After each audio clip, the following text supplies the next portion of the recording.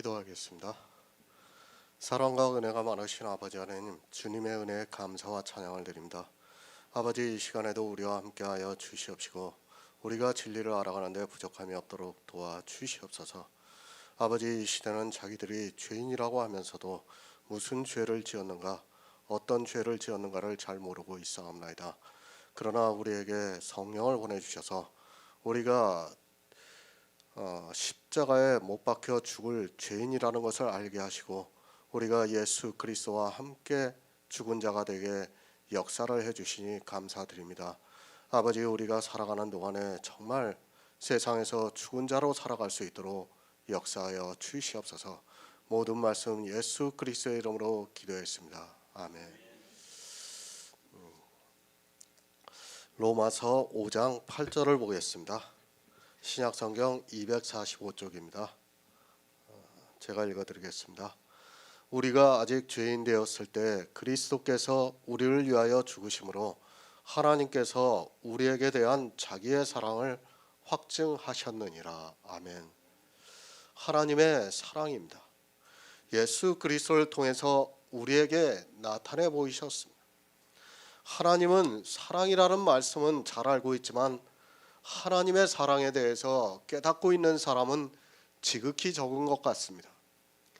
사도 바울은 우리가 구원을 받은 것이 하나님의 사랑이라고 말씀을 하고 있습니다. 우리는 죄인입니다. 생명에 대해서 말씀을 하고 있습니다.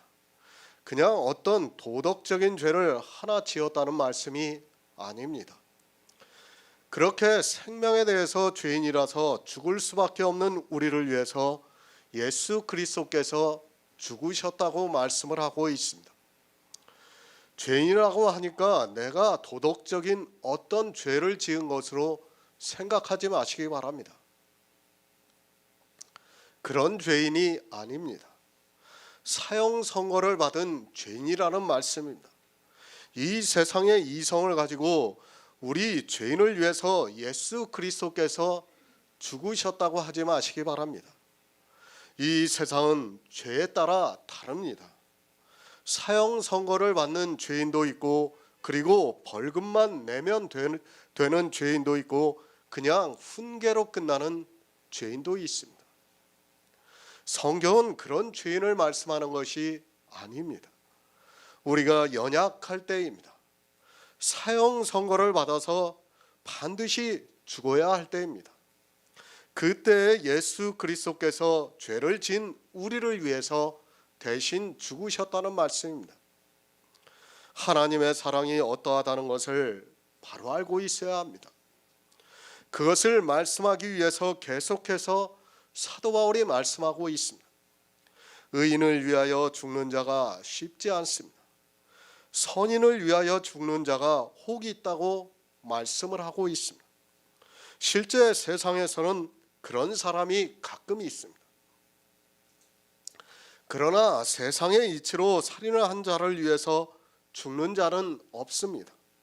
또 간음한 자를, 더구나 자기 부인과 간음한 자를 위해서 대신 죽는 자가 없다는 말씀입니다.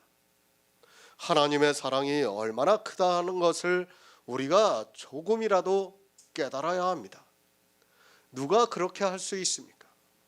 그것은 부모라도 못하는 일입니다. 자기 아들이 의롭게 살았는데 그가 사형 선고를 받았다면 부모는 그 아들을 대신해서 죽을 수도 있습니다. 그런데 자기 아들이 살인을 했는데 아들을 대신해서 죽겠다는 말조차 못하는 것이 세상의 이성이라는 것을 바로 알고 있어야 합니다.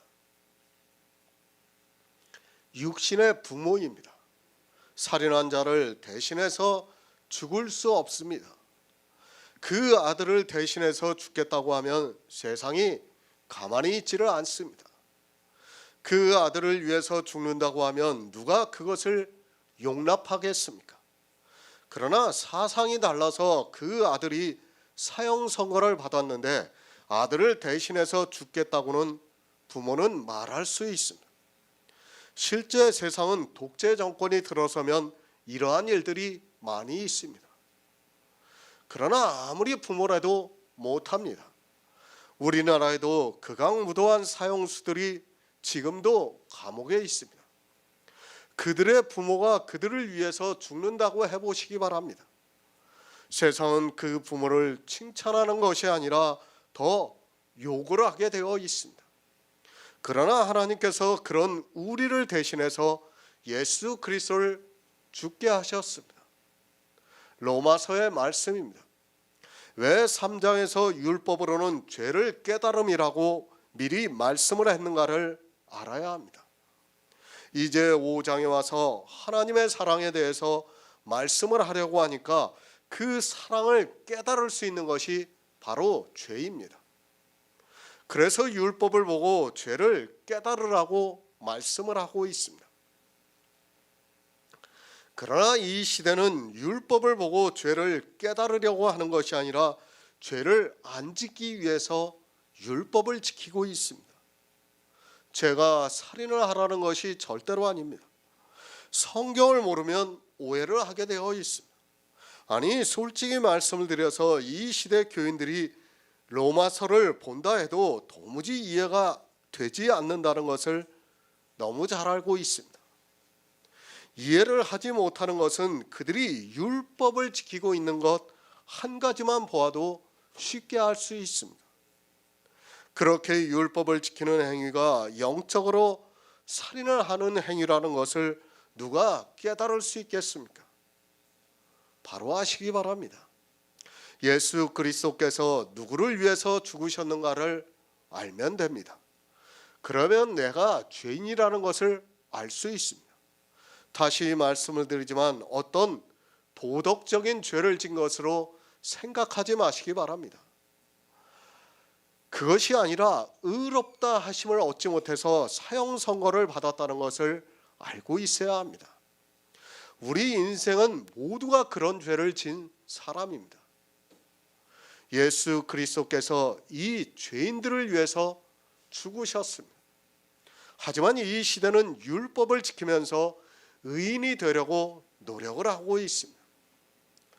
율법의 의로 의인이 되었던 이스라엘이 예수 그리스도를 십자가에 못 박았다는 것을 성경을 통해서 빤히 알면서도 율법을 지키고 있습니다. 그 율법의 행위가 하나님의 사랑을 거절하고 있다는 것을 깨닫지를 못하고 있습니다. 예수 그리스도입니다. 그분이 누구를 위해서 죽으셨습니까? 의인을 위해서 죽으셨습니까? 선인을 위해서 죽으셨습니까? 예수님께서는 처음부터 율법을 지키지 못한 죄인을 위해서 십자가를 지시기 위해서 이 세상에 오셨습니다. 그것을 구약 성경에서 계속해서 말씀을 하고 있습니다. 그러나 예수 그리스도를 믿는다고 하는 그들이 율법을 지키면서 의인이 되려고 노력을 하고 있습니다. 죄를 지라는 것이 아닙니다. 우리는 세상에서 더 의롭게 살아가야 합니다. 그러나 교회 안에서 율법을 지키는 악을 행해서는 안 된다는 말씀입니다. 계속해서 말씀을 드리지만 그 율법을 지키는 것이 조금 더 의롭게 사는 문제라면 우리는 분명히 율법을 지켜야 합니다. 또 그렇게 되면 사도 바울이 기록한 모든 성경, 아니 모든 선지자들이 기록한 성경을 우리는 더 이상 보아서는 안 됩니다. 율법, 의롭다 함입니다. 의롭다 함을 받으면 생명을 얻고 의롭다 함을 받지 못하면 사망이 찾아온다는 것을 알고 있어야 합니다. 여러분이 율법을 보는 시각을 바꾸지 않으면 절대로 이 율법주의에서 벗어나지를 못합니다. 이제까지 거의 모든 교회가 바로 이 율법의 문제 때문에 율법을 지켰습니다. 그런 문제가 아닙니다.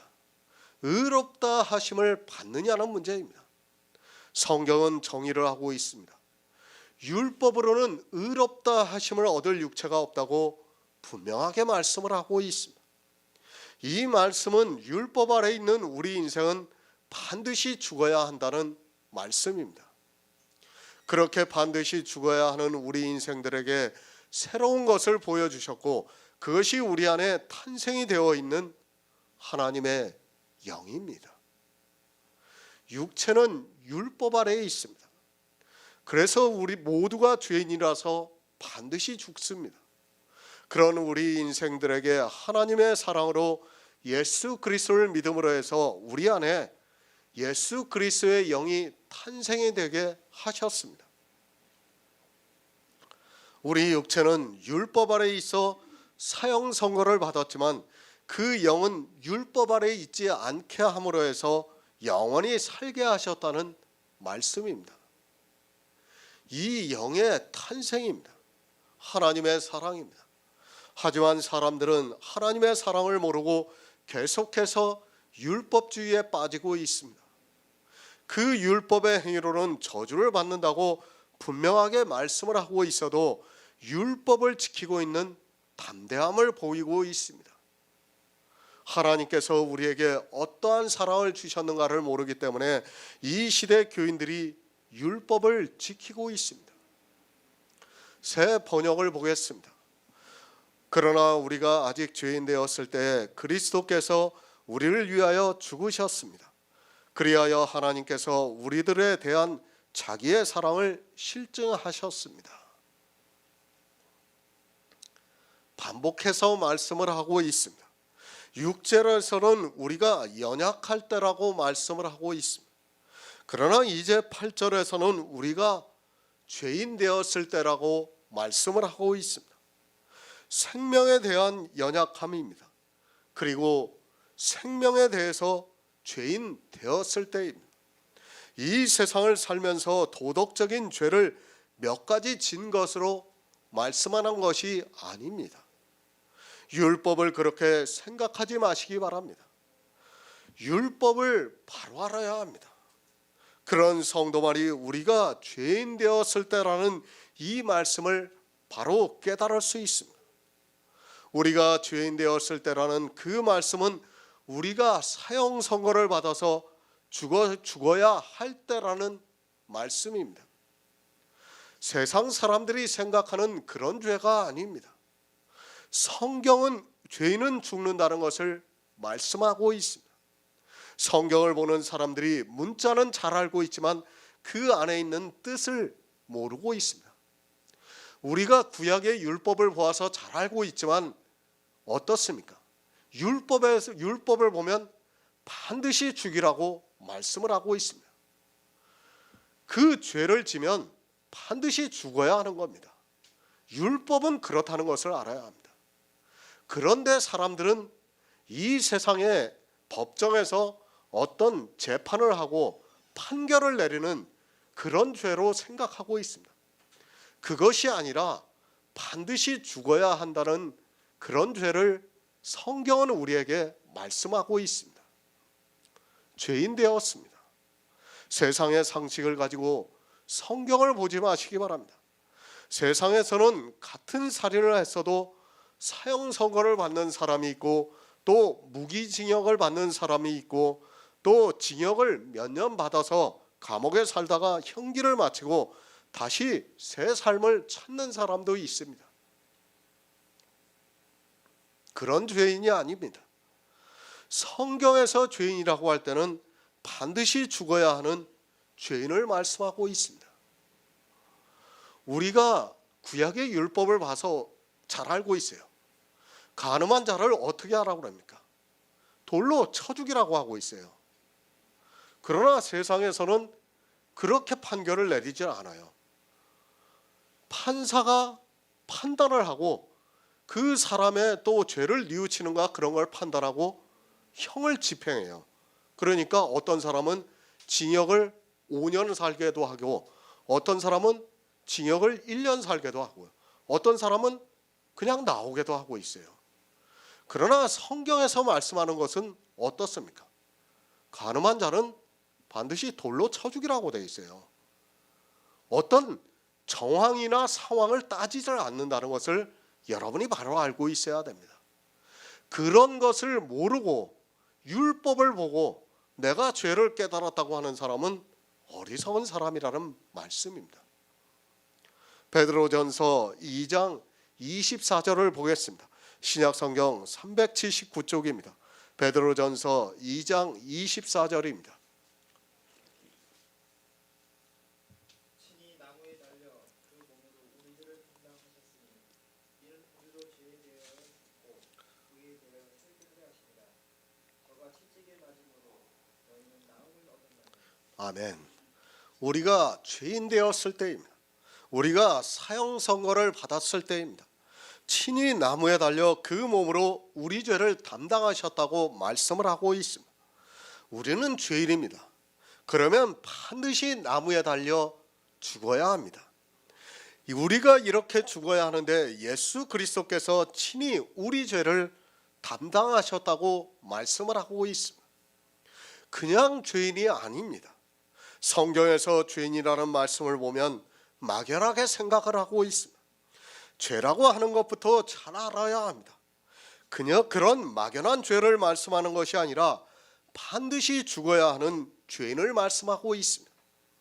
그래서 친히 나무에 달려 그 몸으로 우리 죄를 담당하셨다고 말씀을 하고 있습니다. 생각해 보시기 바랍니다. 우리가 죽을 죄를 짓지 않았습니다. 그런데 주님이 나무에 달려 죽으셨다면 어떻게 됩니까? 그것은 주님께서 괜한 일을 하신 것밖에는 안 된다는 것을 알아야 합니다. 이 시대는 자기들이 죄인이라고 하면서도 주님이 십자가에서 괜히 자기 혼자서 지신 것으로 만들고 있는 사람들이 많이 있습니다. 그런 사람은 예수 그리스도를 믿는 사람이 아닙니다. 이 세상 죄가 큽니까? 그래서 주님이 우리를 대신해서 나무에 친히 달려 죽으셨습니까? 세상 죄를 말씀하는 것이 아닙니다. 내 개인의 죄가 그렇다는 것을 성경은 계속해서 말씀을 하고 있습니다. 이 시대 기독교인들이 말은 참 잘합니다. 자기를 위해서 주님이 십자가에서 죽으셨다고 말합니다. 그런 그들이 자기 죄가 죽을 죄인가를 모르고 있습니다. 세상에 죄를 짓지 않은 의인은 아주 없습니다. 이 죄가 그저 세상의 죄로 생각하지 마시기 바랍니다. 세상의 나무에 달려 죽을 죄를 짓지 않은 사람이 아주 없다는 말씀입니다. 그래서 이는 우리 죄로 인하여 죽었다고 말씀을 하고 있습니다. 우리가 죄를 지었기 때문에 예수 그리스도께서 죽으셨다는 말씀입니다. 다시 말씀드리지만 우리가 죽을 죄를 지었기 때문에 예수님께서 죽으셨습니다. 이 죄를 그냥 세상 죄로 생각하지 마시기 바랍니다. 우리는 어떻습니까? 우리가 십계명을 보아서 알겠지만 우리가 살인한 자요, 간음한 자요, 거짓말한 자요, 우상 숭배한 자입니다. 그걸 율법에서 어떻게 합니까? 나무에 달아 죽이라고 말씀하고 있습니다. 우리는 그렇게 죽어야 하는 죄인이라는 말씀입니다. 그 죄를 위해서 예수님께서 친히 나무에 달려 죽으셨다는 것을 말씀하고 있습니다. 하나님의 사랑을 바로 아시기 바랍니다. 그저 하나님의 사랑이라는 성경의 문자를 아는 것으로 앵무새처럼 말하지 마시기 바랍니다. 그 정도는 이 세상에 이성이 있는 지식이라면 누구라도 다 할 수 있는 말씀이라는 것을 알고 있어야 합니다. 그것이 아니라 어떠한 사랑을 보여주셨는가를 알아야 합니다. 그 사람입니다. 우리 죄인을 위해서 대신 죽으셨습니다. 그렇게 예수 그리스도께서 죽으신 것은 죄에 대하여는 죽고 의에 대하여 살게 하려 함이라고 말씀을 하고 있습니다. 예수 그리스도께서 죽으심으로 말미암아 우리는 죄에 대해서는 이미 죽은 자가 되었습니다. 언제 죽었습니까? 우리가 태어나기도 전 2000년 전에 우리는 죄에 대해서 죽었다는 말씀입니다. 그러니까 내가 죄를 짓기도 전에 우리는 죄에 대해서 죽었습니다. 얼마나 큰 은혜입니까? 나는 죽을 죄를 지었는데 내가 죽을 죄를 짓기도 전에 예수 그리스도께서 죽으심으로 말미암아 죄에 대하여 죽은 자가 되었다고 말씀을 하고 있습니다. 하나님의 사랑입니다. 어느 종교에서 이러한 사랑을 이야기를 하고 있습니까? 세상에서는 찾아볼 수 없는 사랑입니다. 그러나 이러한 사랑을 모르면서도 하나님은 사랑이라고 말을 하고 있습니다. 늘 말씀을 드리지만 이 시대 기독교인들보다 이스라엘은 문자적으로 성경을 더 잘 알고 있었습니다. 그러나 그들이 마귀의 자식이라는 것을 바로 아시기 바랍니다. 왜 사랑을 하셨습니까? 하나님께서 왜 죽을 죄를 진 우리 인생들을 위해서 대신 죽으셨습니까? 우리 인생들과 같이 살기 위해서입니까? 그것이 아니라 죄에 대해서 죽고 의에 대해서 살게 하려 하심이라고 말씀을 하고 있습니다. 우리 육체는 죄에 대해서 죽었습니다. 그리고 의에 대해서 살고 있습니다. 사람이 사는 것은 육체가 살고 있습니다. 그러나 성도는 내가 죽었다는 것을 믿고 있습니다. 내 육체와 정과 욕심은 이미 십자가에 못 박혀 죽었습니다. 그리고 이제는 내가 사는 것이 아니라 내 안에 계신 그리스도께서 사신 것이라고 말씀을 하고 있습니다. 죄에 대해서 죽었습니다. 우리 육체는 이미 죽을 죄를 지은 죄인이 되어서 죽었다는 말씀입니다. 그런데 이 시대 교회 안에 있는 사람들은 그 죽은 육체로 살려고 무던히도 애를 쓰면서 율법을 지키고 있습니다. 이제는 의에 대해서 살고 있습니다. 죄인인 내 육체는 죽고 이제 의롭다 하심을 받은 그리스도의 영이 살고 있다는 말씀입니다. 성경에서 이 영의 비밀을 모르면서 하나님의 사랑을 안다고 하지 마시기 바랍니다. 하나님께서 우리 인생들을 사랑하십니다. 그러나 우리 육체를 사랑하시는 것이 아니라 그것은 예수 그리스도를 통해서 죄에 대하여 이미 죽었다는 것을 말씀을 하고 있습니다. 우리 육체가 아닙니다. 그 육체를 사랑하기 위해서 예수 그리스도께서 죽으신 것이 아닙니다. 그 육체는 이미 죄에 대해서 죽었습니다. 하지만 이 시대는 도무지 받아들이지를 못하고 그 말씀을 깨닫지도 못하고 있습니다. 의에 대해서 산다는 말씀을 이해를 하지를 못하고 있습니다. 하나님은 사랑입니다. 그러나 바로 아시기 바랍니다. 죄를 져서 죽어야 하는 우리 육체를 사랑하시는 것이 절대로 아닙니다. 하나님께서는 죄가 있는 우리 인생을 사랑하실 수 없다는 것을 알아야 합니다. 사랑을 하고 싶어도 율법 때문에 사랑을 할 수 없습니다. 율법으로 하면 우리는 반드시 죽어야 합니다. 그런데 우리 육체를 살리면 그것은 하나님께서 율법을 범하는 일이 되고, 그렇게 되면 예수 그리스도의 십자가 역시도 무의미하게 된다는 것을 알고 있어야 합니다. 사람들이 오해를 해요. 하나님은 법을 어겨도 되는 것으로 오해를 하고 있어요. 우리가 간음을 했으면 어떻게 해야 됩니까? 하나님은 반드시 우리를 죽여야 돼요. 만약에 우리를 안 죽이면 어떻게 됩니까? 하나님은 법을 어기시는 분이에요.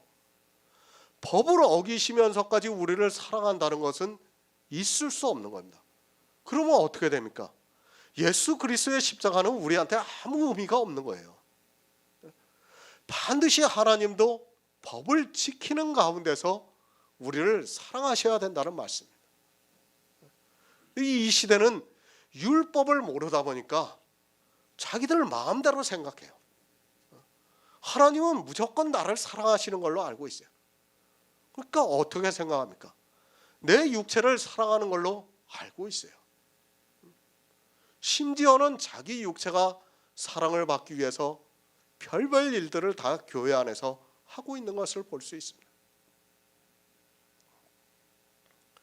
우리가 아직 죄인 되었을 때입니다. 그리스도께서 우리를 위하여 죽으심으로 하나님께서 우리에 대한 자기의 사랑을 확증하셨습니다.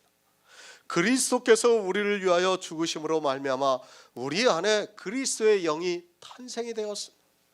그 영을 사랑하셔서 우리와 영원히 살기를 원하시고 있습니다. 우리 육체가 아니라 거듭난 영을 사랑하시겠다는 말씀입니다. 이 영의 탄생입니다.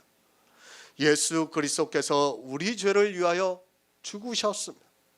그것은 순전히 우리 안에 있는 그리스도의 영을 위해서입니다. 하지만 이 시대 교회 안에 있는 사람들은 이 영이 산다는 것을 모르고 있습니다. 아니, 거듭남이 무엇인가도 모르고 예수 그리스도를 믿는다고 말을 하고 있습니다. 반드시 죽어야 합니다. 죄에 대하여 죽어야 합니다. 그러면 반드시 의에 대하여 살아야 합니다. 그 말씀은 죄를 지은 우리 육체는 죽어서 썩어 없어지고 예수 그리스도를 믿음으로 의롭다 하심을 얻어 예수 그리스도와 같은 영이 우리 안에 하늘로부터 탄생이 되었습니다.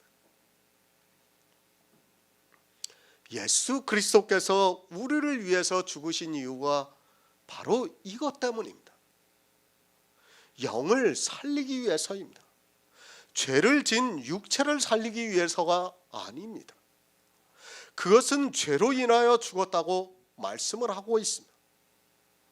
하나님의 사랑이 무엇인지도 모르고 예수 그리스도의 십자가도 모르고 성경의 문자를 보고 하나님은 사랑이라고 아무리 말을 해도 그가 구원을 받을 수 없다는 것을 알고 있어야 합니다. 확증하셨습니다. 예수 그리스도께서 우리 죄를 위해서 죽으셨습니다. 그리고 이제 의로 인하여 살게 되었습니다. 그것이 하나님의 사랑이라는 말씀입니다. 성령이 우리 안에 오셔서 하나님의 사랑을 알 수 있게 감동을 해서 우리 마음에 부어주시고 있다는 말씀입니다. 이 영의 일입니다. 성령이 오시지 않고는 어느 누구도 깨닫지를 못합니다. 반드시 성령이 오셔서 성령으로 난 영이 있는 성도만이 이 영의 일을 깨달을 수 있고 하나님의 사랑이 무엇인가를 알 수 있습니다. 우리 죄를 지은 신체를 살리는 것이 아니라 그것은 죄로 인하여 죽게 하시고 예수 그리스도의 영, 점도 없고 흠도 없는 그 영으로 살게 하신다고 말씀을 하고 있습니다.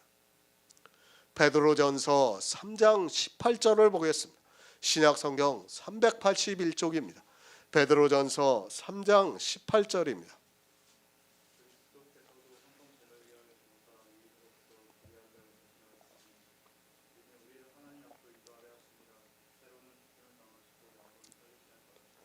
아멘.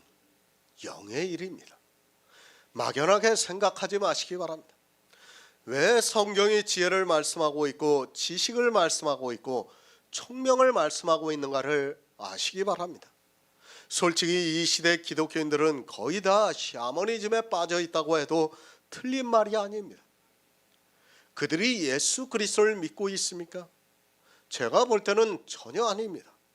그들은 예수 그리스도를 믿는 사람이 아니라 기독교라는 종교에 의해서 그들의 교리를 따라서 이 세상 종교에서 생활하고 있는 사람들입니다. 이 글을 보고 기분 나빠도 어쩔 수 없습니다. 자기가 어떻게 구원을 받는가도 모르는 그들은 이스라엘과 다르지 않다는 것을 알아야 합니다. 하나님의 사랑입니다. 막연하게 하나님이 나를 사랑하신다고 말하지 마시기 바랍니다. 사도 바울이 우리가 죄인 되었을 때 그리스도께서 우리를 위하여 죽으심으로 하나님께서 우리에 대한 자기의 사랑을 확증하셨다는 이 말씀도 이해를 못하고 있는 그들이 어떻게 구원을 받을 수 있겠습니까? 죄를 위하여 죽으셨습니다. 의인으로서 불의한 자를 대신해서 죽으셨습니다. 그렇게 하신 것은 하나님께서 우리에게 대한 자기의 사랑을 확증하신 일입니다. 그렇게 주님께서는 육체로는 죽임을 당하시고 영으로는 살리심을 받았다고 말씀을 하고 있습니다. 그리스도께서 육체로는 죽임을 당하시고 영으로는 살리심을 받았다면 예수 그리스도와 내가 하나라면 나도 그렇다는 말씀입니다. 믿어야 합니다. 예수 그리스도와 나는 하나입니다. 그렇다면 주님께서 육체로는 죽임을 당하셨다면 우리 역시 육체로는 죽었습니다. 그리고 주님이 영으로 살리심을 받았다면 우리 역시 영으로 살리심을 받는 것을 믿어야 합니다. 그러나 믿지를 않고 있습니다. 자기 육체가 죽었다는 것을 믿지 않고 영으로 살리심을 받았다는 것도 믿지를 않고 있습니다. 하나님은 하나님의 사랑입니다. 육체로는 죽임을 당하게 하셨습니다. 그리고 영으로 살리셨습니다. 이것이 하나님의 사랑이라는 말씀입니다. 그런데 이 시대는 거꾸로 생각하고 있습니다. 아니, 육체가 죽지를 않고 있습니다. 그 육체가 살아서 죄를 짓게 하는 율법을 지켜서 저주를 받게 하고 있습니다. 예수 그리스도께서 우리를 위해서 죽으셨습니다. 그것을 사도 바울은 하나님께서 자기에 대한 사랑을 우리에게 확증하셨다고 말씀을 하고 있습니다. 예수 그리스도께서 우리를 위하여 죽으신 것이 무엇인가 하면 육체로는 죽임을 당하시고 영으로는 살리심을 받는 것이라는 말씀입니다. 그런데 어떻습니까? 이 시대 기독교인들이 하나님의 사랑을 알고 있습니까? 육체가 살아서 율법을 지키고 있는데 그들이 하나님의 사랑을 안다고 말할 수 있습니까? 여러분의 육체가 죽지 않으면 절대로 영으로 살 수 없다는 것을 깨달아야 합니다. 그래서 사도 바울이 내 육체와 정과 욕심을 십자가에 못 박아 죽였다고 말씀을 하고 있습니다. 다 압니다. 문자는 너무 잘 알고 있습니다. 그러나 깨닫지를 못하고 있습니다. 하나님께서 자기의 사랑을 우리에게 어떻게 확증하셨는지도 모르면서 문자를 아는 것으로 자기가 하나님의 사랑을 안다고 말을 하고 있습니다. 이 세상 초등학교에 다니는 아이들도 성경을 보면 알 수 있는 그것을 가지고 지혜가 있다고 자랑을 하고 있습니다. 기독교입니다. 사실 그들에게 복음을 전한다는 것이 얼마나 어려운 일이라는 것을 알고 있습니다. 이 영의 일을 말씀을 드리면 도무지 이해를 하지 못합니다. 사실 이해를 한다는 것이 더 이상한 일입니다. 성경을 거의 육의 일로만 보아온 그들에게 영의 일을 말씀을 드리면 동문서답을 하게 되어 있습니다. 요한일서 4장 9절을 보겠습니다. 신약성경 392쪽입니다. 요한일서 4장 9절입니다.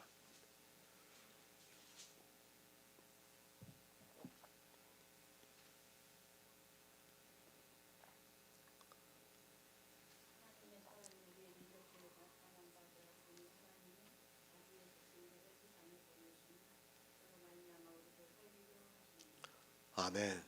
하나님의 사랑입니다.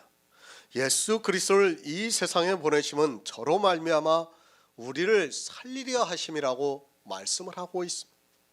성경에서 이런 말씀을 너무 쉽게 보고 있습니다. 우리를 살리려 한다고 말씀하니까 하나님은 전지전능하셔서 우리 죽은 신체를 살리시는 것으로 생각하고 있습니다.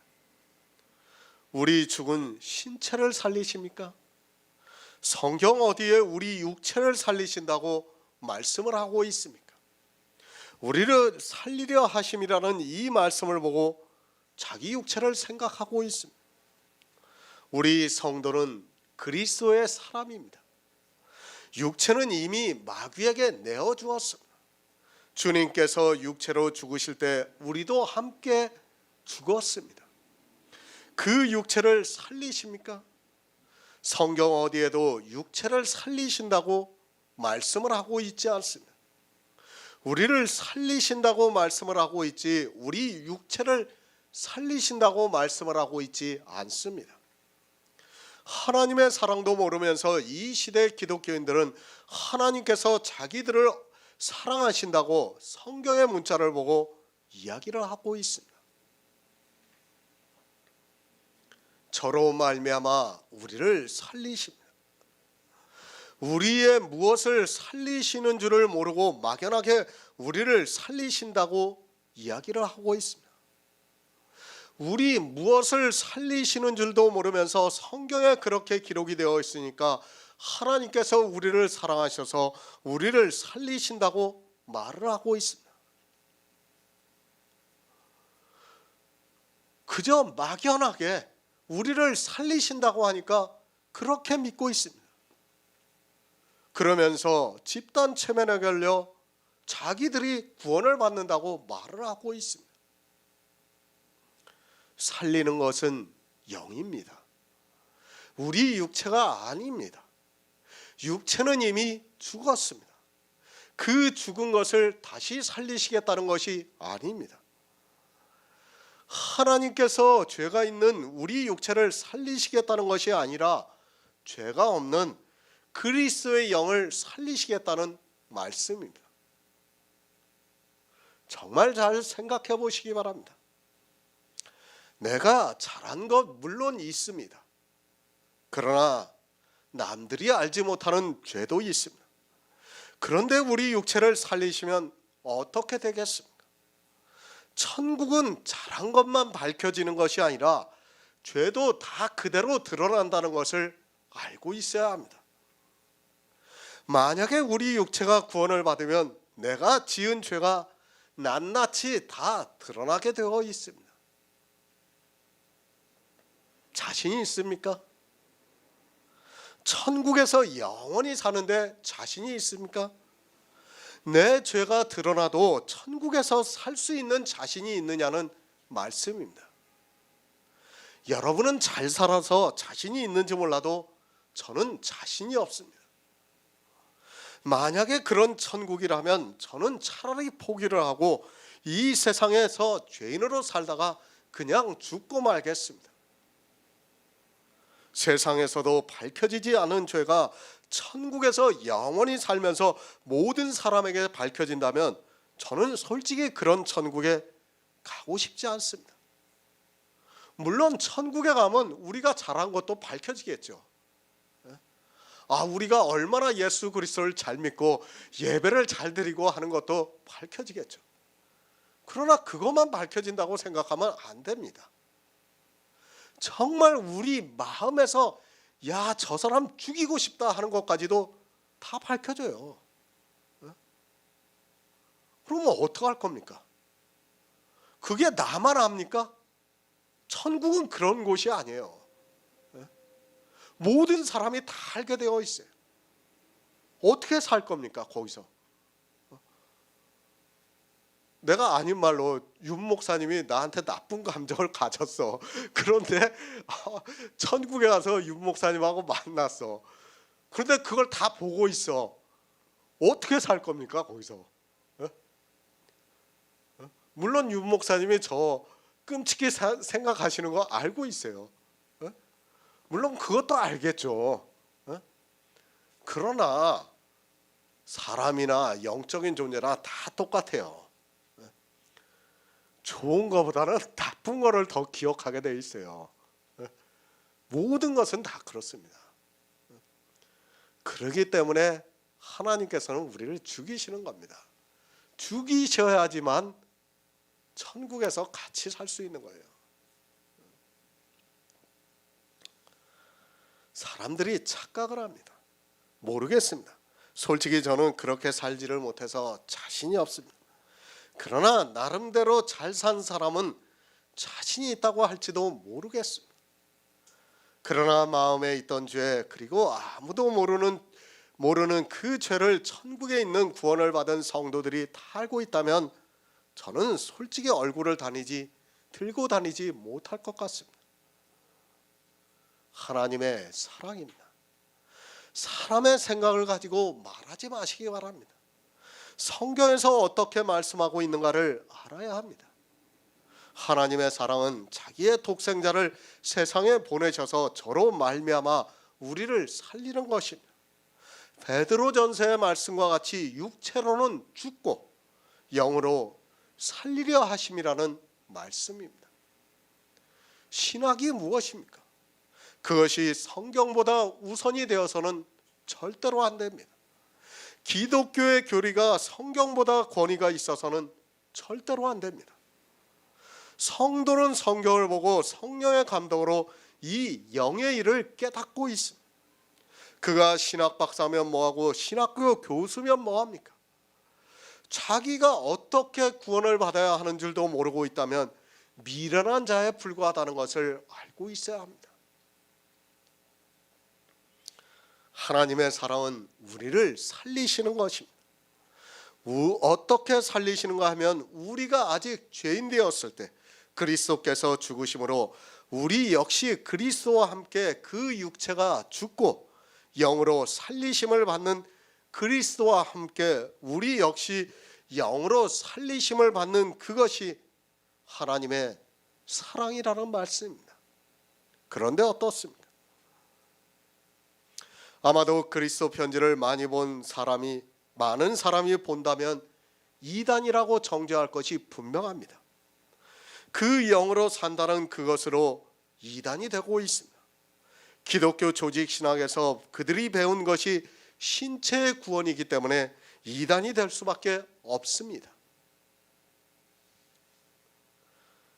그것만 이단이 아니라 율법을 지키는 것이 악한 일이라는 것도 이단이 됩니다.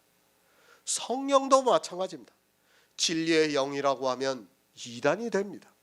성경 어디에도 하나님이라고 비유조차 없는데 자기들이 만들어 놓은 교리 때문에 이단이 되고 있습니다. 이단이 되라고 하면 기꺼이 됩니다. 그러나 지혜가 있는 성도는 어느 말씀이 성경과 맞는가 하나님께 지혜를 구하면서 묵상한다고 믿고 있습니다. 예수 그리스도입니다. 그분은 생명입니다. 어느 생명인가 하면 육체의 생명이 아니라 영원히 죽지 않는 생명이라는 말씀입니다.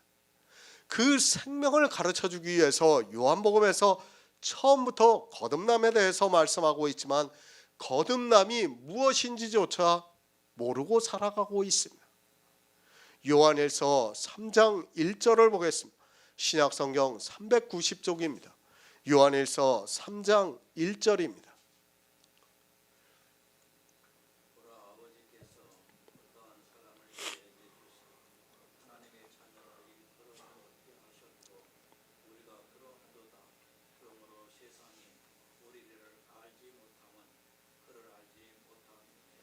아멘. 바로 아시기 바랍니다. 하나님께서 우리에게 어떠한 사랑을 주셨는가를 알아야 합니다. 의인을 위하여 죽는 자가 쉽지 않고 선인을 위하여 용감히 죽는 자가 혹이 있습니다. 그러나 하나님께서는 우리 죽어야 하는 사형 선고를 받은 죄인을 위하여 예수 그리스도를 보내주셔서 죽게 하셨습니다. 성도입니다. 세상이 우리를 알지 못한다고 말씀을 하고 있습니다. 교회와 세상을 말씀하고 있는 것이 아닙니다. 세상이 교회에 있는 사람을 너무 잘 알고 있습니다. 그들이 예수 그리스도를 믿는 사람이라는 것을 너무 잘 알고 있습니다. 늘 말씀을 드리지만 성경은 교회 안에 있는 사람들이 보고 있습니다. 교회도 세상입니다. 다수를 이루고 있습니다. 이 시대 기독교라는 종교가 다수를 이루고 있습니다. 그 기독교가 바로 세상입니다. 세상이 우리를 알지 못한다고 말씀을 하고 있습니다. 우리만 알지 못하는 것이 아니라 예수 그리스도를 알지 못한다고 말씀을 하고 있습니다. 이 시대에 예수 그리스도를 알고 있습니까? 알고 있다고 하는 그들이 어떻게 신체 구원에 대해서 말하고 있습니까? 교회라는 세상은 성도들을 알지 못합니다. 이 영의 일을 아무리 그들에게 이야기를 해도 도무지 무슨 말씀인지를 알지 못합니다. 복음을 전해 보시기 바랍니다. 율법 한 가지만 해도 전혀 이해를 하지 못하고 있습니다. 율법을 지키면서도 율법을 지키는 것이 아니라고 말을 하고 있습니다. 똑같은 성경을 보고 있지만 전혀 다르게 이야기를 하고 있습니다. 우리는 하나님의 자녀입니다. 어떻게 하나님의 자녀가 되었는가 하면 하나님께로서 나서 하나님의 자녀가 되었습니다. 그러나 자기들도 하나님의 자녀라고 하지만 서로 다르게 살아가고 있습니다. 그들은 율법을 지키고 있고 우리는 율법을 안 지킵니다. 그들은 외식을 하고 있고 우리는 외식을 안 합니다. 우리가 율법을 안 지키고 외식을 하지 않는 것을 보면서 믿음이 없다고 말을 하고 있습니다.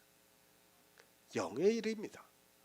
사실 이 영의 일은 성령이 오신 성도와 그렇지 않은 사람과는 전혀 다를 수밖에 없습니다. 성령이 오시지 않은 사람의 입장에서는 자기들이 아는 것을 이야기할 수밖에 없습니다. 이 두 사람이 대화를 하면 서로 동문서답을 하게 되어 있습니다. 누가 이깁니까? 육체적으로는 성도가 집니다. 분명히 진리를 전하고 있지만 다수를 이루고 있는 세상에서는 그들이 주인이기 때문에 우리는 지게 되어 있습니다. 우리가 지는 것을 보면서 그들은 더욱더 알지를 못합니다. 그들의 상식으로는 하나님이 함께 하시면 이긴다고 배웠기 때문에 세상에서 지는 우리를 알려고도 하지 않고 알지도 못하게 되어 있습니다. 그러나 우리는 알고 있습니다. 누가 하나님의 자녀인가를 알고 있습니다. 하나님께서 어떠한 사랑을 주셨는가를 알고 있는 우리 성도가 자녀라는 것을 알고 있습니다. 그리스도께서 우리를 위하여 죽으시고 영으로는 살리심을 받았습니다. 그 영으로 우리 역시 살리심을 받은 것이 하나님의 사랑이고 그 사랑을 받은 자가 주님이 오시는 날에 구원을 받아 부활의 형상을 입습니다. 로마서 5장 9절을 보겠습니다. 신약성경 245쪽입니다. 로마서 5장 9절입니다. 그러면 이제 우리가 그 피를 인하여 의롭다 하심을 얻었은즉 더욱 그로 말미암아 진노하심에서 구원을 얻을 것이니. 아멘. 새 번역을 보겠습니다. 그러므로 지금 우리가 그리스도의 피로 의롭게 되었으니 그리스도로 말미암아 하나님의 진노에서 구원을 얻으리라는 것은 더욱 확실합니다. 하나님의 사랑입니다. 예수 그리스도께서 이 세상에 오셔서 우리를 위해서 피를 흘려주심으로 의롭다 하심을 얻게 되었습니다. 그러면 이제 우리가 그리스도의 피로 인하여 의롭다 하심을 얻었다고 말씀을 하고 있습니다. 정말 성경을 막연하게 보지 마시기 바랍니다. 이 시대 기독교인들은 너무 맹목적입니다. 십자가의 피만 이야기를 해도 예수 그리스도를 믿는 것으로 알고 있습니다. 아니 다른 말 실컷 하다가 오직 예수라는 말 한마디 하면 예수 그리스도를 믿는 것으로 알고 있습니다. 지금 사도 바울은 하나님께서 우리를 어떻게 사랑하셔서 구원을 받는가를 말씀을 하고 있습니다. 그의 피입니다. 예수 그리스도의 십자가의 피입니다. 그 피로 인하여 우리가 의롭다 하심을 얻었다고 말씀을 하고 있습니다. 성경은 육적인 것을 통해서 영적인 일을 가르쳐주고 있습니다. 그의 피로 의롭다 하심을 얻었다고 말씀하니까 그의 피가 우리를 감싸서 아니 그의 피를 우리에게 묻혀서 더러운 것을 마치 깨끗하게 한 것으로 생각하고 있습니다. 영의 일입니다. 예수 그리스도께서 십자가에서 피를 흘려주신 것은 육의 일입니다. 그 피가 우리에게 어떠한 영향도 주지 않습니다. 그 피로 인하여 우리가 의롭다 하심을 얻었다는 것을 잘 이해를 해야 합니다. 어떻게 의롭다 하심을 얻었는가 하면 예수 그리스도께서 십자가에서 피를 흘리시고 죽으시고 3일 만에 부활하심으로 말미암아 우리가 의롭다 하심을 얻었습니다. 죽었습니다.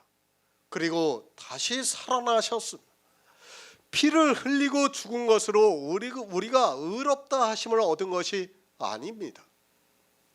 주님께서 십자가에서 죽으시고 3일 만에 부활하시지 않았다면 우리는 어떻게 해도 의롭다 하심을 얻을 수 없다는 것을 알고 있어야 합니다. 번제단입니다. 그것은 십자가를 의미하고 있습니다. 그것은 하나의 예표에 불과하다는 것을 알고 있어야 합니다. 번제단에서 죄인의 죄를 양에게 전하는 안수를 하고 양을 잡아서 죽였다고 해도 우리가 의롭다 하심을 얻을 수 있는 것이 아니라는 것을 알아야 합니다. 그것은 단지 죄를 전가하고 우리 대신 양이 죽는 것에 불과합니다. 그러니까 우리가 성막에서 배워서 알고 있지만 번제단은 하나의 예표예요. 십자가에서 예수 그리스도께서 죽는 것에 대한 예표입니다. 거기서 어떻게 해야 됩니까? 우리가 휘장까지 다 들어가고 성막 지붕까지 다 알아야 어떻게 됩니까? 구원을 받을 수 있어요. 의롭다 하심을 받는 거예요. 그 번제단 하나를 아는 것으로 우리가 구원을 받은 것을 의롭다 하심을 받는 것으로 알고 있다면 그건 착각이에요. 이 시대 목사들이 번제단 모릅니까? 다 알고 있어요. 예수 그리스도의 십자가의 피라는 거 다 알고 있습니다. 그들도 다 그렇게 얘기해요. 근데 어떻습니까? 몰라요. 그 다음부터 물두멍도 모르고 떡상도 모르고 거기에 등대도 모르고 분향단도 모르고 그 안에 속죄서도 모르고 아무것도 몰라요. 그들이 의롭다 하심을 받을 수 있습니까? 절대로 의롭다 하심을 받을 수 없다는 것을 여러분이 알고 있어야 합니다. 십자가의 피도 마찬가지입니다. 주님께서 이 세상의 죄를 지고 십자가에서 피를 흘려주셨습니다. 그렇게 주님께서 죽으시고 부활하시지 않았다면 우리는 의롭다 하심을 얻을 수 없다는 것을 알아야 합니다. 그의 피로 의롭다 하심을 얻었다고 하니까 이 시대 교회 안에서 그저 예수의 피라고 외치는 사람들이 참 많이 있습니다. 찬송가도 많이 있습니다. 예수의 보혈이라는 찬송가를 많이 부르고 있는 것을 볼 수 있습니다. 그 피만으로는 우리가 구원을 받을 수 없습니다. 영의 일을 영의 생명을 모르면 마치 그의 피가 우리를 의롭다 하시는 것으로 생각하고 그저 예수의 피라고 하는 말을 하는 것으로 모든 사람이 그렇게 믿고 있다는 겁니다. 아닙니다. 분명히 주님은 우리의 죄를 지고 가셨습니다. 그리고 십자가에서 피를 흘려주셨습니다. 그것으로 우리가 의롭다 하심을 얻는 것이 아닙니다. 왜 성경에서 부활에 대해서 말씀하고 있고 그리스도의 영에 대해서 말씀하고 있는가를 바로 알아야 합니다. 구약의 제사입니다. 속죄 제사를 드릴 때 양을 잡았습니다. 그리고 그 피를 찍어서 번제단 불에 바르라고 말씀을 하고 있습니다. 물론 그 번제단 불에 우리의 죄악이 있다고 말씀을 하고 있습니다. 구약의 제사는 속죄에 대한 예표와 그림자로 보여주고 있는 제사라는 것을 알고 있어야 합니다. 사람들이 어떻게 생각합니까? 그저 번제단만을 생각하고 있다 보니까 교회 안에 나와서 어떻게 하고 있습니까? 자기가 교회에 나와서 자기 죄를 고백하는 기도를 하면 사함을 받는 것으로 생각을 하고 있습니다. 물론 육적으로는 사함을 받을 수 있습니다. 그렇다고 해서 의롭다 하심을 얻는 것은 아니라는 것을 알고 있어야 합니다. 죄를 사함을 받는 것과 의롭다 하심을 받는 것은 다른 일입니다. 여러분이 분명히 그걸 알고 있어야 됩니다. 내가 죄를 사함 받는 걸로 그걸로 끝이 나면 됩니까? 그건 번제단까지예요. 번제단까지. 쉽게 말해서 예수 그리스도께서 십자가에서 죽는 것까지예요. 죽는 것까지. 우리 죄가 사해지는 것은요. 그러나 의롭다 하심을 받으려면 어떻게 해야 됩니까? 예수님께서 부활을 하셔야 돼요. 속죄소에 들어가셔서 하나님이 되셔야 된다는 말씀입니다. 그렇지 않고는 우리는 의롭다 하심을 받을 수 없다는 것을 여러분이 바로 알고 있어야 합니다. 그저 예수의 피라고 하면 마치 자기들이 구원을 받는 것으로 생각하고 있습니다. 심지어는 교회 이름까지도 예수의 피 교회라는 섬뜩한 이름을 짓고 있는 것을 볼 수 있습니다.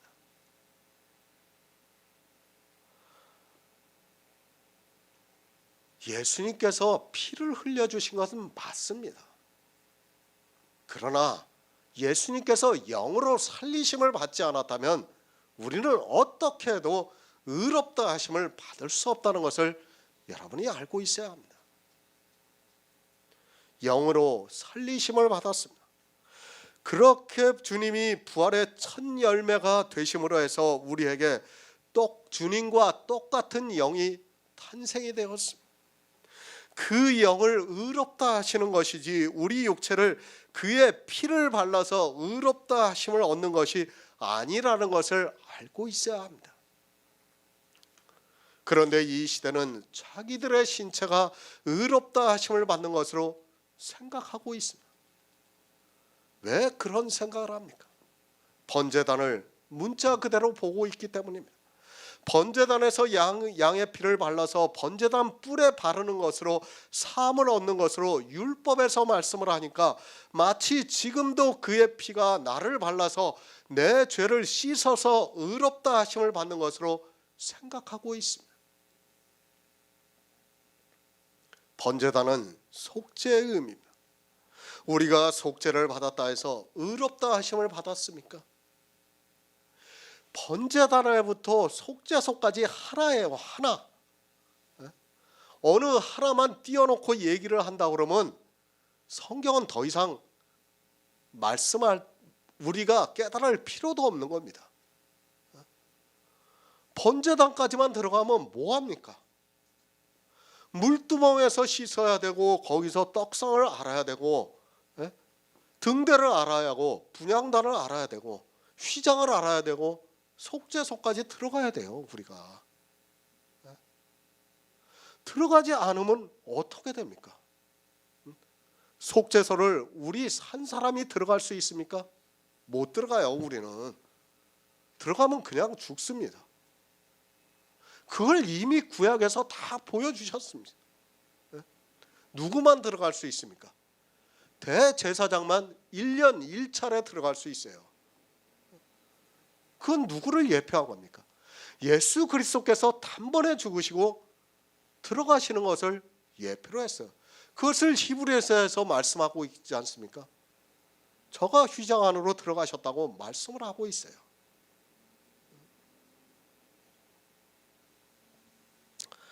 그런 것을 모르고 마치 예수의 피만 외치면 내가 의롭다 하심을 받는 것으로 생각해서는 안 된다는 말씀입니다. 누가복음 3장 3절을 보겠습니다. 신약성경 91쪽입니다. 누가복음 3장 3절입니다. 요한이 요단강 문새에 와서 제사함을 얻게 하는 세계 세례를 했다. 아멘. 사도행전 2장 38절을 보겠습니다. 사도행전 2장 38절입니다.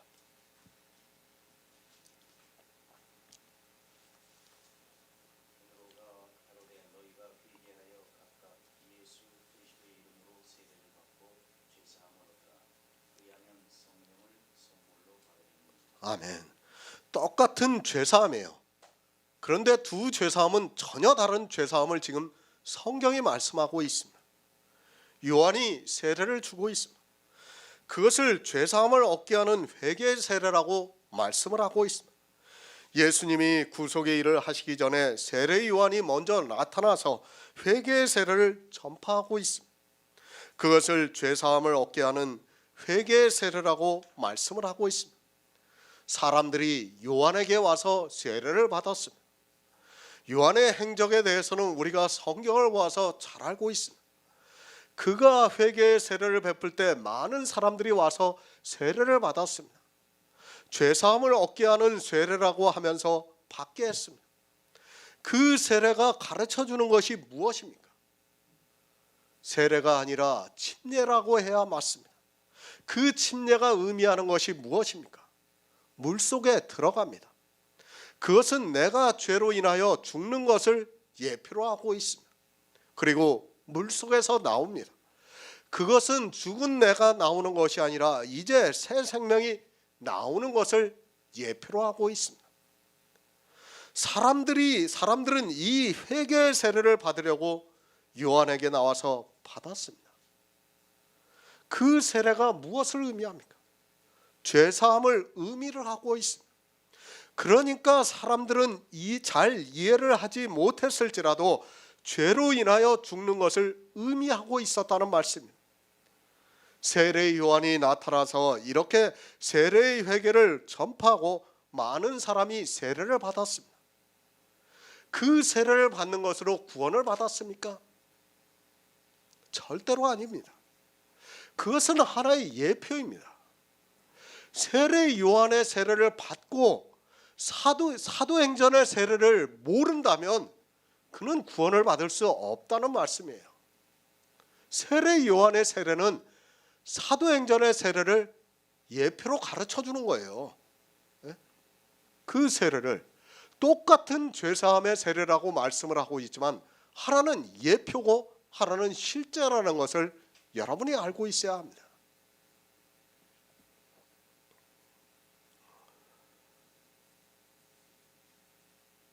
그것을 베드로가 너희가 회개하여 각각 예수 그리스도의 이름으로 세례를 받고 죄사함을 얻으라. 그래야면 성령을 선물로 받으리라고 말씀을 하고 있습니다. 예수 그리스도의 이름으로 죄사함을 받는 것이 무엇입니까? 예수 그리스도께서 우리를 위해서 구약의 번제단에서 예표로 보여주신 대로 피를 흘려 주신 것입니다. 이렇게 예수 그리스도의 피로 인하여 죄사함을 받으면 반드시 성령이 우리에게 오신다는 것을 말씀하고 있습니다. 이 일이 동시에 일어나는 사건입니다. 그러니까 예수 그리스도의 이름으로 죄사함을 받으면 동시에 성령이 우리에게 오신다는 말씀입니다. 예수님께서 말씀을 하셨습니다. 육으로 난 것은 육이요 성령으로 난 것은 영이라고 말씀을 하셨습니다. 성령을 받는다는 것은 성령으로 난 영이 우리 안에 임한다는 것을 말씀하고 있습니다. 예수 그리스도의 피는 우리를 의롭다 하시는 피라는 것을 부정해서는 안 됩니다. 그러나 알아야 합니다. 예수 그리스도의 피로 죄사함을 받으면 뭐합니까? 성경에는 그의 피로 죄사함을 받으라는 말씀이 많이 기록이 되어 있습니다. 그런 문자를 아는 것으로 막연하게 죄사함을 받았다고 말을 하고 있습니다. 그것은 마치 무엇과 같은가 하면 세례 요한의 세례를 받고 나서 죄사함을 받았다고 하는 것과 같다는 것을 알아야 합니다. 요한의 세례입니다. 그것으로 죄사함을 받았습니까? 성경을 바로 아시기 바랍니다. 그것은 사도행전에서 요한의 세례를 받은 사람의 요한이 사도행전에서 말씀하는 그 세례를 예표하기 위한 세례라는 것을 알아야 합니다. 마치 세례 요한의 세례를 받고 나서 내가 죄사함을 받았다고 해서는 안 된다는 것을 알아야 합니다. 만약에 세례 요한의 세례가 정말 죄사함을 받는 세례라고 하면 성경은 잘못되었다는 것을 우리가 알 수 있습니다. 그것을 사도행전 8장에서 말씀하고 있지 않습니까? 문자를 아는 것 아무것도 아닙니다. 그런 것으로 내가 죄사함을 받았다고 하지 마시기 바랍니다. 그의 피로 곧 구속 죄사함을 받았다는 말씀을 알고 마치 그 말씀을 알고 자기 마음에서 받아들이는 것으로 죄사함을 받은 것으로 생각하고 있는 사람들이 너무 많이 있습니다. 성경의 문자를 아는 지식에 불과하지 죄사함을 받는 것이 절대로 아니라는 것을 알아야 합니다. 예수 그리스도의 십자가의 피입니다. 분명히 그 피는 죄사함을 주는 피가 맞습니다. 그렇다고 해서 성경에 기록된 그 말씀을 아는 것으로 자기가 죄사함을 받았다고 받은 것으로 생각해서는 절대로 안 됩니다. 이 시대 교인들이 거의 다 그렇게 알고 있고 자기가 죄사함을 받은 것으로 알고 있습니다. 마치 세례 요한의 세례와 같습니다. 죄사함을 받는 예표로 아는 세례 요한의 세례와 같다는 말씀입니다. 세례 요한의 세례는 장차 주님이 오셔서 베푸시는 세례를 예표하고 있습니다. 물에 들어가서 죽습니다. 그리고 새로운 사람이 물에서 나오고 있습니다. 물에서 죽은 사람이 나오는 것이 아니라 새로운 사람이 나온다는 것을 예표로 죄사함의 세례를 베풀었다는 것을 알고 있어야 합니다. 그것이 무엇입니까? 거듭남이에요. 거듭남. 두 번 난다는 것을 예수님께서 말씀을 하고 있습니다. 요한의 세례로는 구원을 받을 수 없습니다. 마찬가지로 교회 안에서 성경의 문자를 아는 것으로 예수 그리스도의 피로 죄사함을 받았다는 것을 아는 것으로 자기가 죄사함을 받은 것으로 생각하지 말라는 말씀입니다. 분명히 주님의 피는 우리의 죄를 사해 주시는 피가 맞습니다. 그것을 부인하고자 하는 말씀이 절대로 아닙니다. 죄사함을 받았습니까? 예수 그리스도의 피로 죄사함을 받았습니까? 그러면 반드시 의롭다 하심을 얻어야 한다는 말씀입니다. 죄사함을 받는 것으로 끝이 나는 것이 아니라 의롭다 하심을 받았다고 말씀을 하고 있습니다. 무엇이 의롭다 하심을 받습니까? 내 영이 의롭다 하심을 받는 겁니다. 그런데 이 시대는 이 영에 대해서 전혀 모르고 있습니다.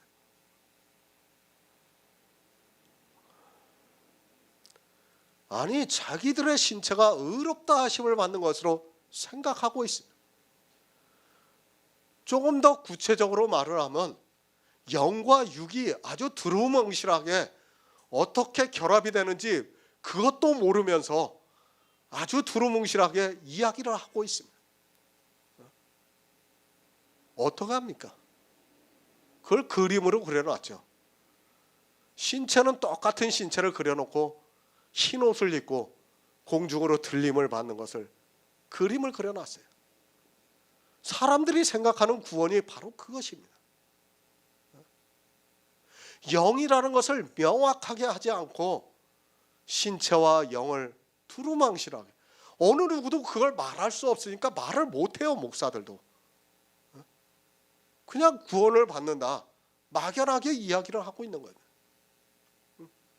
그리고 사람들은 그런 그림을 보고 아, 그렇게 구원을 받는구나, 주님이 오실 때 우리가 흰 옷을 입고 들림을 받아서 마치 날아가는 것 같이 슈퍼맨처럼 그렇게 구원을 받는구나, 그렇게 생각을 하고 있습니다. 아니라는 겁니다. 그런 성경의 말씀을 모르면 절대로 구원을 받을 수 없습니다. 죄사함에 대해서 모르면 내가 구원을 받을 수 없다는 것. 왜 사도행전에서 죄사함을 받으면 성령을 선물로 받으리라는 말씀을 왜 하고 있습니까? 죄사함을 받으면 바로 성령이 오셔서 우리 영이 탄생이 된다는 말씀을 하고 있는 거예요. 그런데 요한의 세례는 어떻습니까? 그냥 그걸 예표로만 보여준 거예요.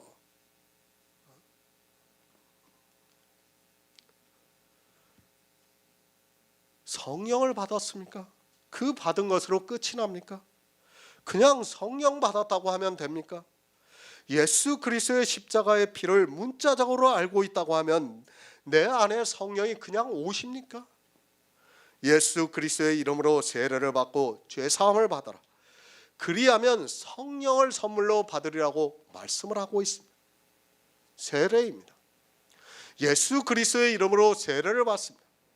그 세례가 요한의 베푼 세례입니까?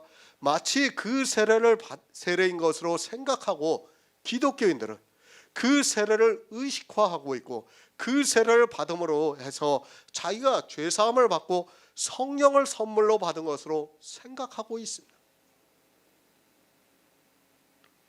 예수 그리스도의 이름으로 세례를 받는 것이 무엇입니까? 내가 예수 그리스도와 함께 죽었습니다. 그리고 이제는 내 안에 그리스도의 영이 탄생이 되었습니다. 여러분이 이것이 믿어지지 않고 이렇게 행하지 않고 있다면 그는 예수 그리스도의 이름으로 세례를 받은 사람이 아닙니다. 예수 그리스도의 이름으로 세례를 받으라고 하니까 이 시대 역시 성경을 보고 세례 요한의 세례를 주고 있는 것을 볼 수 있습니다. 아닙니다. 사도 바울이 무엇이라고 말씀하고 있습니다. 그리스도께서 나를 보내신 것은 세례를 주라고 보내신 것이 아니라고 말씀을 하고 있습니다. 그런데도 이 시대는 의식화된 세례를 당연히 받는 것으로 알고 있고 교회는 그것을 하고 있습니다.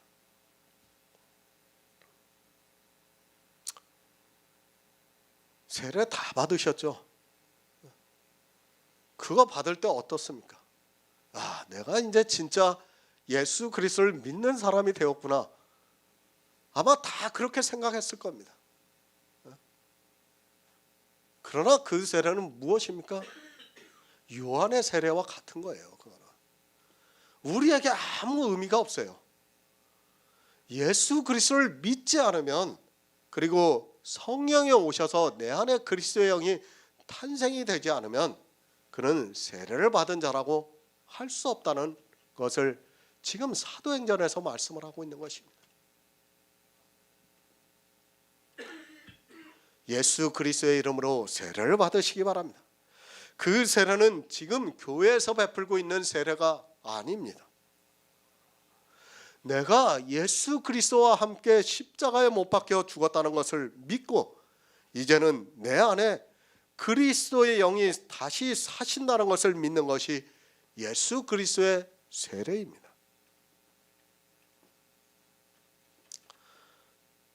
이것이 선물이라는 말씀입니다.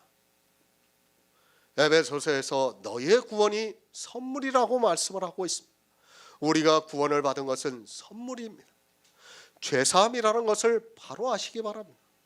내 육체의 죄사함을 받는 것이 절대로 아닙니다.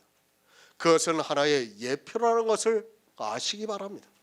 우리 육체는 어떻게 해도 의롭다 하심을 받을 수 없다는 것을 알아야 합니다. 에베소서 1장 7절을 보겠습니다. 신약성경 310쪽입니다. 에베소서 1장 7절입니다. 우리가 그리스도 안에서 그의 은혜의 신성함을 따라 그의 피로 말미암아 곧 죄사함을 받았으니. 아멘. 죄사함입니다. 분명히 예수 그리스도의 피로 말미암아 우리는 죄사함을 받았다고 말씀을 하고 있습니다. 그런데 에베소서에서도 곧 구속, 곧 죄사함을 받았다고 말씀을 하고 있습니다. 구원을 말씀하고 있습니다. 그의 피로 죄사함을 받으면 반드시 구속이 따르게 되어 있습니다. 아니, 성령을 선물로 받습니다. 그저 막연하게 예수의 피라는 이야기 하지 마시기 바랍니다. 성령을 선물로 받으면 반드시 내 안에 영이 있어야 합니다. 이 영에 대해서도 거의 모든 사람들이 막연하게 생각하고 있습니다. 이 영은 예수 그리스도께서 영으로 부활하신 그 영을 말씀하고 있습니다. 영의 일을 알아야 합니다. 사람들이 성경을 전체적으로 아는 것이 아닙니다. 물론 어느 사람은 성경을 외울 정도로 문자적으로 많이 알고 있습니다. 그것으로 내가 하나님의 사랑과 예수 그리스도를 안다고 해서는 안 됩니다. 늘 말씀을 드리지만 성경의 문자를 아는 것은 아무것도 아닙니다. 그의 피입니다. 분명히 죄사함을 받습니다. 그러나 어떻게 받는가를 알아야 합니다. 내 신체가 죄사함을 받는 것이 절대로 아닙니다. 성경은 그렇게 말씀하고 있지 않습니다.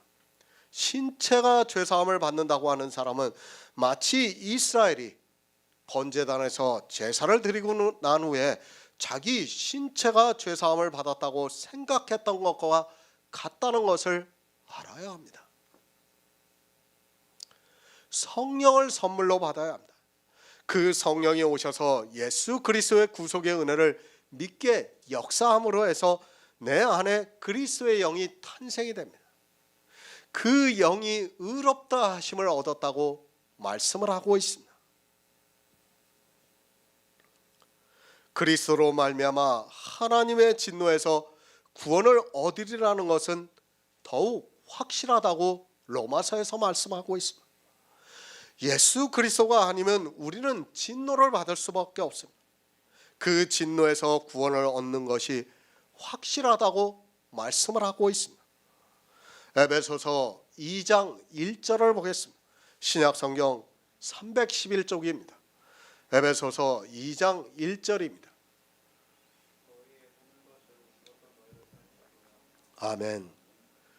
그로 말미암아 하나님의 진노에서 구원을 얻는다고 말씀을 하고 있습니다. 강해를 하고 있습니다. 왜 이렇게 많은 분량을 쓰고 있는가를 알아야 합니다. 이 시대는 성경을 거의 거꾸로 보고 있습니다. 이렇게 전하지 않으면 도무지 받아들일 수 없기 때문입니다.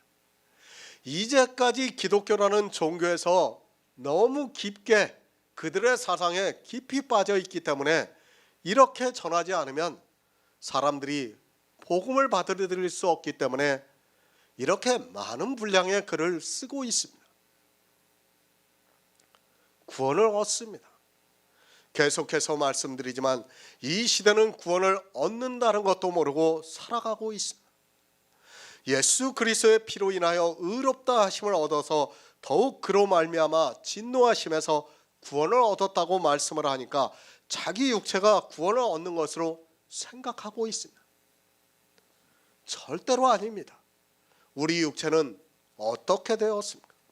너희의 허물과 죄로 죽었던 너희를 살리셨다고 말씀을 하고 있습니다.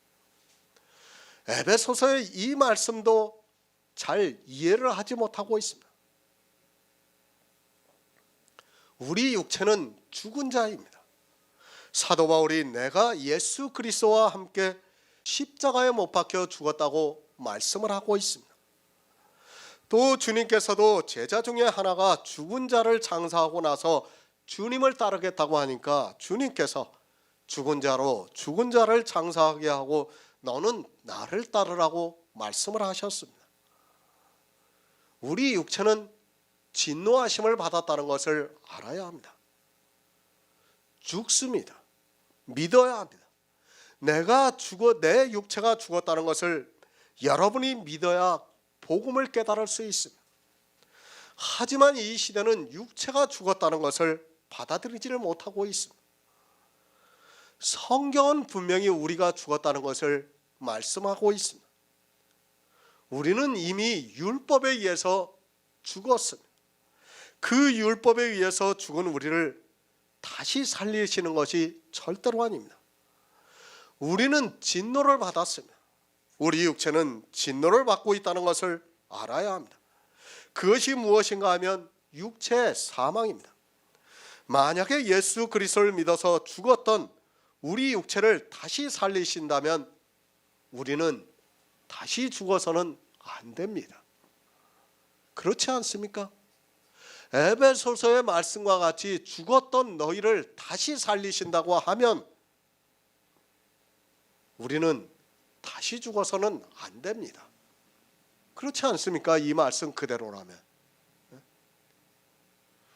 그러니까 죽었던 거하고 우리를 다시 살리신다는 것을 이해를 못하고 있습니다. 우리는 허물과 죄로 죽었습니다. 그것은 우리 육체로 끝난 거예요. 끝난 거. 그리고 죽었던 우리를 다시 살리는 겁니다. 그건 뭡니까? 영으로 다시 살리는 거예요. 영으로. 우리 신체가 다시 사는 것이 아닙니다. 성경이 이렇게 기록이 되어 있다 보니까 사람들이 이런 말씀들을 보면서도 도무지 깨닫지를 못하고 있습니다. 정말 안타깝습니다.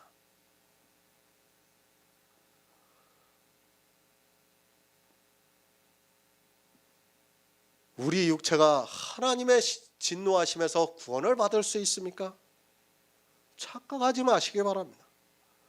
우리 육체는 죽으면 썩어 없어집니다. 그래서 하나님께서 아담에게 너는 흙이니 흙으로 돌아가라고 말씀을 하고 있습니다. 흙으로 돌아가는 아담을 다시 살리셔서 구원을 한다는 생각을 버리시기 바랍니다. 절대로 그런 일은 없습니다. 그러면 주님께서 왜 니고데모에게 육으로 난 것은 육이요 성령으로 난 것은 영이라고 말씀을 하면서 거듭나라고 말씀을 하셨겠습니까? 육으로 난 것은 성령으로 난 것과 어떠한 방법으로서 결합이 될 수 없다는 것을 여러분이 알고 있어야 합니다. 예수님께서 요한복음에서 아주 선을 그어서 말씀을 하고 있습니다. 성경입니다. 영의 일에 있어서 일관성이 있어야 합니다. 이때는 이렇게 말을 하고 저 때는 저렇게 말을 한다면 우리는 믿고 싶어도 믿을 수 없다는 것을 알고 있어야 합니다.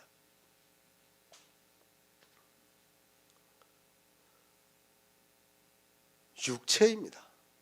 그것을 다시 살리시는 것이 절대로 아닙니다. 만약에 그것을 다시 살리신다고 하면 성경에서 모순이 되는 말씀들이 너무 많이 있습니다. 너희는 헛된 그림자 같다고 말씀을 하고 있습니다. 잠깐 보이다가 사라지는 안개라고 말씀을 하고 있습니다. 만약에 우리 육체를 다시 살리신다면 그런 말씀들이 성경에 기록이 되어서는 안 된다는 것을 알고 있어야 합니다. 우리 인생입니다. 성경을 누가 보고 있습니까?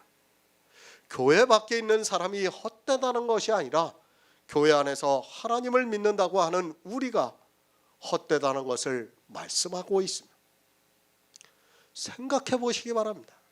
지렁이 같은 야곱을 벌레 같은 인생을 다시 살려서 무엇을 하시겠습니까? 아니 지렁이와 벌레를 하나님께서 예수 그리스도의 피로 깨끗하게 해서 살리시고 있습니까? 절대 아닙니다.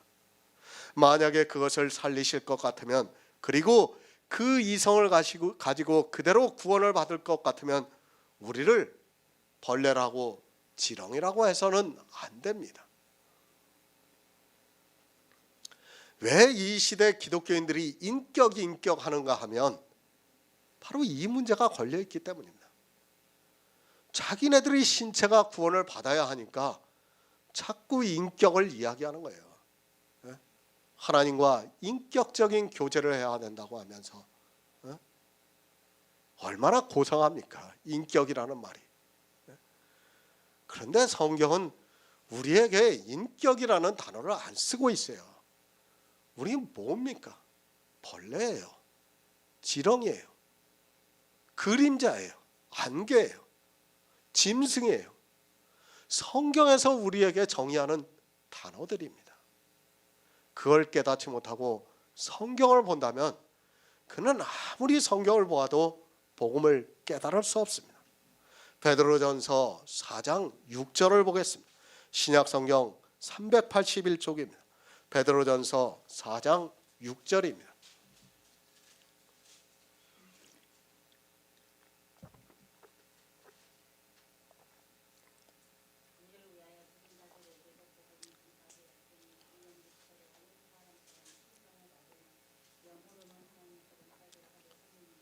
아멘.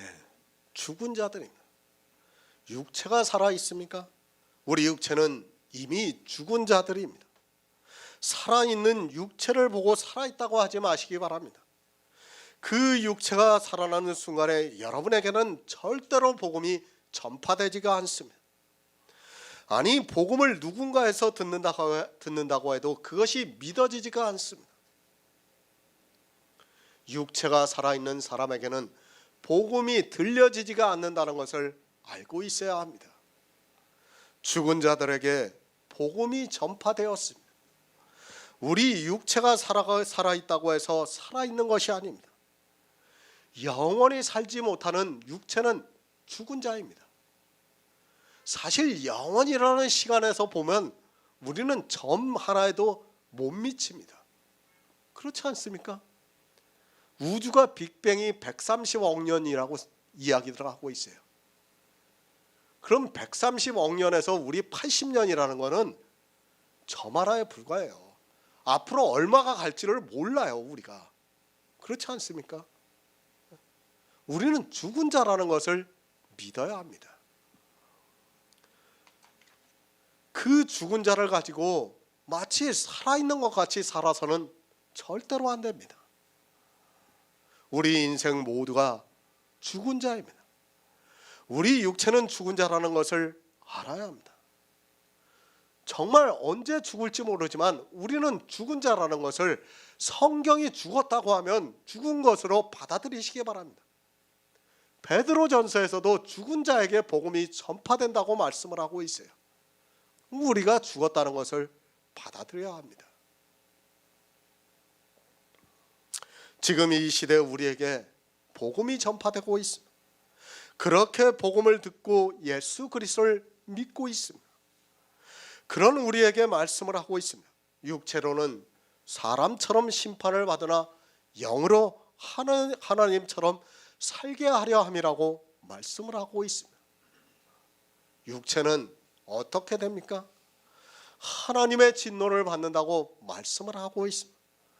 신체가 구원을 받는다고 하는 것이 얼마나 거짓된 이야기인가를 알아야 합니다. 육체는 사람처럼 심판을 받는다고 말씀을 하고 있습니다. 그런데도 사람들은 자기들의 신체가 구원을 받는다고 말을 하고 있습니다. 이것이 기독교의 교리로 확고하게 자리하고 있습니다. 성경도 안 봅니다.